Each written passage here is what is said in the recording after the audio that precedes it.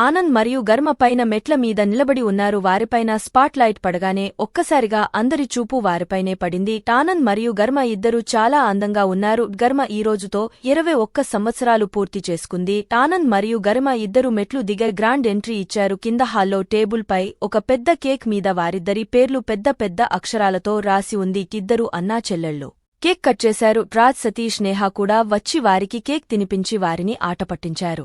ఆనంద్ తన business partners కి గర్మాని పరిచయం చేశాడు. ఇంతలో ఆనంద్ రాజ్ కి తన చెవిలో ఏదో చెప్పాడు. ఎదురుగా ఒక పెద్ద పరదా ఉంది. దాని దగ్గర ఉన్న ప్రొజెక్టర్ రాజ్ ఆన్ చేశాడు. దానిపై ఒక వీడియో ప్లే అవుతుంది. దానిలో ఏదో కన్స్ట్రక్షన్ వర్క్ జరుగుతోంది.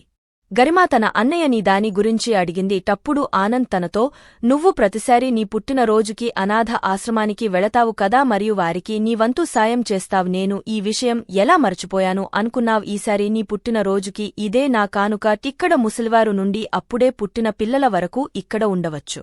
ఈ ఆశ్రమం పేరు గర్మానంద్ ఆశ్రమం, మరియు త్వరలోనే నువ్వు దీనికి యజమానురాలు కాబోతున్నావ్. ఎలా ఉంది నీకు ఈ కానుక అని ఆనంద్ గర్మ వైపు చూస్తాడు. గర్మ రెండు కళ్లలో నుండి కన్నీరు పెట్టుకుంటుంది. ఏమైంది చెల్లి, నీకు ఇది నచ్చలేదా? బయట నీ కోసం కార్ కూడా ఉంది, అది కూడా నీ గిఫ్టే అని ఆనంద్ అంటాడు. గర్మ, లేదు అన్నయ్య, ఈరోజు నువ్వు నాకు స్వర్గం నుంచి తెచ్చి ఆశీర్వాదాన్ని తెచ్చి ఇచ్చావు. అమ్మ నాన్న దేవతల దగ్గర నుండి కూడా బహుశా దీన్ని నేను పొందలేకపోవచ్చు. అన్నయ్య, మన ఇద్దరి తల్లి వేరు అయిన మన ఇద్దరి రక్తం ఒక్కటే.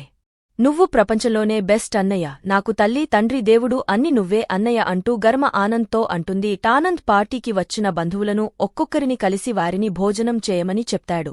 ఇంతలో ఎవరో అరిచిన శబ్దం వినిపిస్తుంది. చూస్తే గర్మ ఏడుస్తూ బయటకు వెళుతూ కనిపిస్తుంది. ఆనంద్ తనని ఆపడానికి ప్రయత్నిస్తాడు. అయినా గర్మ ఏడుస్తూ వెళ్లిపోతుంది. ఆనంద్ వెళ్లి అక్కడ ఉన్న వారిని అడుగుతాడు, ఏమైంది? గర్మ ఎందుకు ఏడుస్తూ వెళ్లిపోయింది?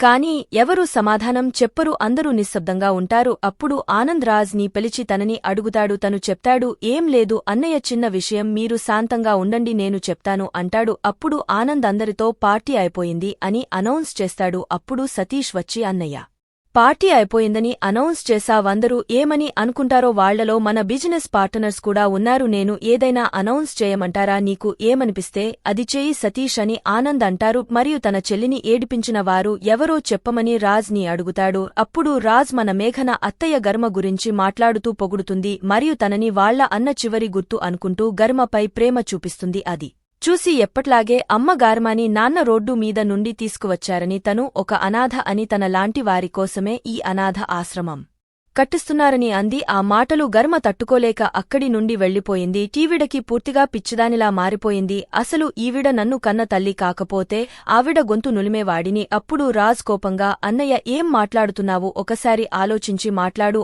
ఆవిడ నీ కన్న తల్లి. 20 సంవత్సరాలుగా నువ్వు ఆవిడతో మాట్లాడట్లేదు. ఆ కోపం కూడా ఆవిడ గర్మపై చూపిస్తుంది. నువ్వు ఎలా అయితే తన ప్రేమ గర్మపై చూపించాలనుకుంటున్నావో తను కూడా నీ నుంచి అదే ప్రేమ కోరుకుంటుంది. బహుశా దానివల్ల అమ్మకి గర్మాపై ఉన్న ప్రేమ బయటకు రావచ్చు. ఏమో, మీరు గర్మాని అమ్మ స్వీకరించినందుకు ఆమెకు శిక్ష వేశావా? దానికి కారణం ఆవిడే. రాజ్ 8 నెలల పాప ఏడుస్తుంటే నేను తనని ఓదారుస్తుంటే కనీసం ఆవిడ నాకు సాయం కూడా చేయలేదు. గర్మాని 8 నెలల పాప నుండి 21 సంవత్సరాలు పెంచాను. వీటి మధ్యలో ఎన్ని పనుల్లో అవి కేవలం అమ్మ మాత్రమే చేయగలదు, కాని ఆవిడ అవి కూడా చేయలేదు. గర్మాతో పాటు నా చదువు అన్నీ నేనే చూసుకున్నాను. ఆవిడకి నాపై జాలి కూడా లేదు.